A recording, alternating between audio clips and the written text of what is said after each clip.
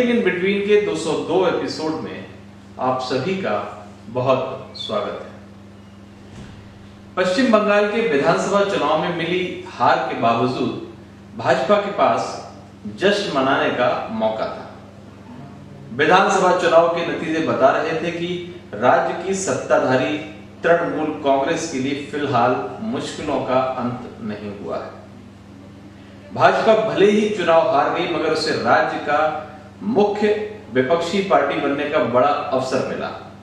अवसर उस राज्य में मिला जहां कुछ साल पहले लोग भाजपा के सियासी ताकत बनने में भी संदेह व्यक्त करते थे, मगर उसी राज्य में पार्टी के विधायकों की संख्या 3 से 74 हो गई।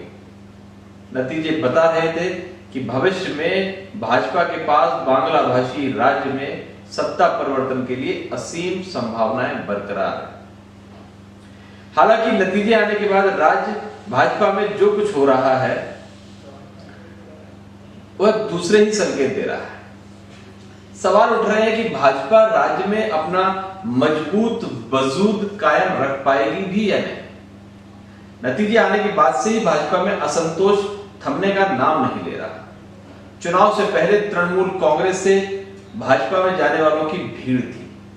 अब नतीजे आने के बाद भाजपा की जुटाई गई भीड़ किसी भी कीमत पर तृणमूल कांग्रेस में अपनी वापसी कराने के लिए बेकरार है।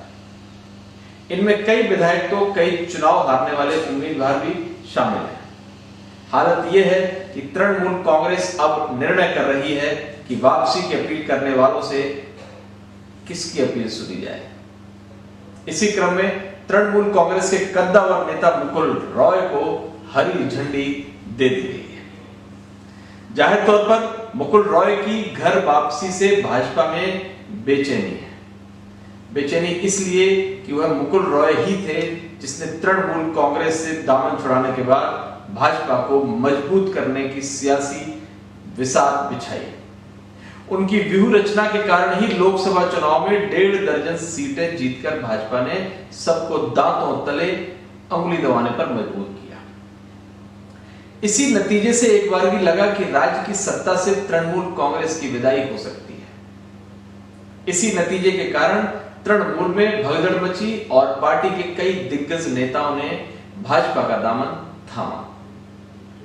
अब भाजपा के वही शिल्पकार एक बार फिर से अपने पुराने खेमे में वापस लौट आए। जाहिर तौर पर इससे भाजपा को लगे झटके का अंदाज लगाया जा सकता है। सवाल है कि आखिर ऐसा क्यों हुआ कि नतीजे आने के साथ ही पार्टी में भगदड़ मच गई। जाहिर तौर पर भगदड़ का एक बड़ा कारण भाजपा का सत्ता में न आना रहा।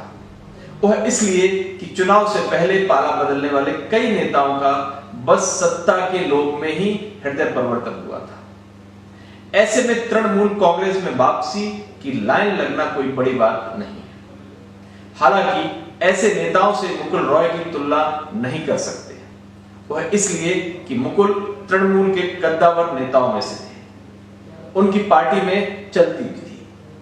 फिर मुकुल ने दूसरे नेताओं की तरह ठीक चुनाव से पहले पाला नहीं बदला था। उन्होंने बहुत पहले तृणमूल कांग्रेस का साथ छोड़कर भाजपा की राजनीतिक जमीन को मजबूत करने का काम शुरू किया था। उनके कद और उनकी महत्ता का अंदाजा इसी से लगाया जा सकता है कि भाजपा छोड़ने की सुख बुगाहट के बीच ही उन्हें खुद प्रधानमंत्री ने फोन कर मनाने की कोशिश की।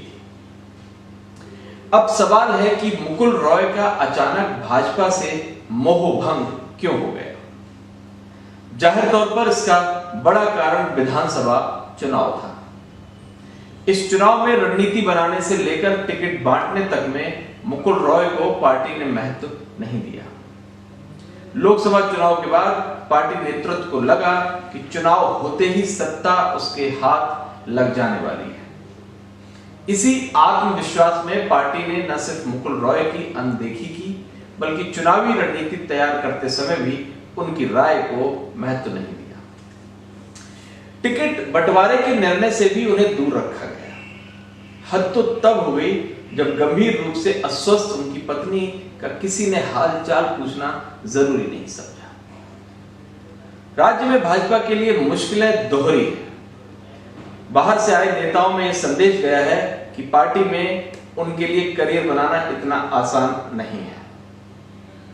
इसके उलट पार्टी के पुराने और जमीनी नेताओं कार्यकर्ताओं में संदेश गया है कि पार्टी नेतृत्व को उनकी त्याग और लगन की परवाह नहीं है।